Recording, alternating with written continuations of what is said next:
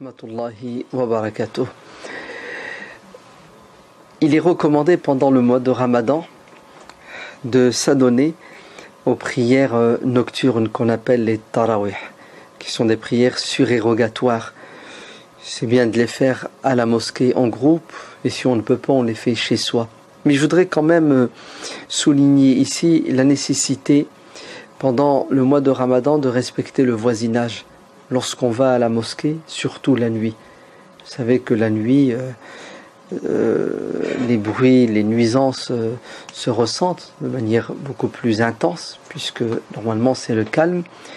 Ainsi, beaucoup de musulmans ont tendance à négliger l'impact de ces nuisances la nuit, sous prétexte que on doit aller à la mosquée et puis on fait pas de mal. En vérité, si, on fait beaucoup de mal lorsque on sort de la mosquée et qu'on parle sur les trottoirs et qu'on démarre la voiture et qu'on finit une discussion avec un ami alors qu'il est déjà minuit, voire parfois 1h du matin. Comme si on était les seuls à vivre sur terre et qu'on ne dérangeait pas nos voisins non musulmans qui eux dorment à cette heure-là et ne leur est pas demandé de prier puisqu'ils ne sont pas musulmans. Alors je vous annonce une mauvaise nouvelle. Sachez que tout musulman qui ira à la mosquée la nuit pour faire des prières surérogatoires et qui dérangera ses voisins, sachez que il annule ses prières, car le péché du voisinage est un grand péché. Le fait de faire du mal à ses voisins et de les déranger annule tous les actes surérogatoires. La preuve en est, c'est que le prophète sallallahu alayhi wa sallam a dit d'une femme qui priait et qui jeûnait, donc les prières non obligatoires et les jeûnes non obligatoires, donc une femme en apparence pieuse, à son époque qui avait une réputation de piété et que les gens ont congratulé, ils ont dit du bien d'elle, et lorsque le prophète apprend cela, il pose la question suivante: comment est-elle avec ses voisins?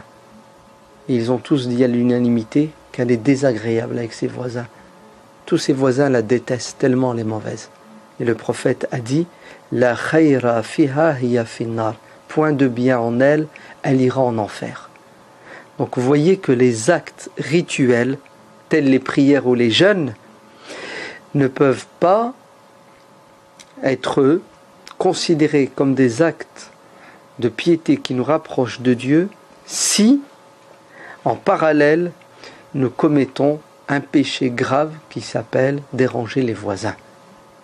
Donc, ne vous trompez pas, la dimension sociale en islam est supérieure à la dimension spirituelle. En d'autres termes, quel est le but du jeûne et des prières? C'est de faire de nous de bons citoyens. Comment peut-on être considéré comme de bons citoyens si on dérange nos voisins au nom de notre spiritualité?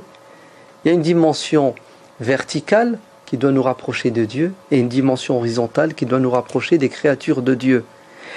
Et l'une ne doit pas se faire aux dépens de l'autre. Il doit y avoir un équilibre et une harmonie.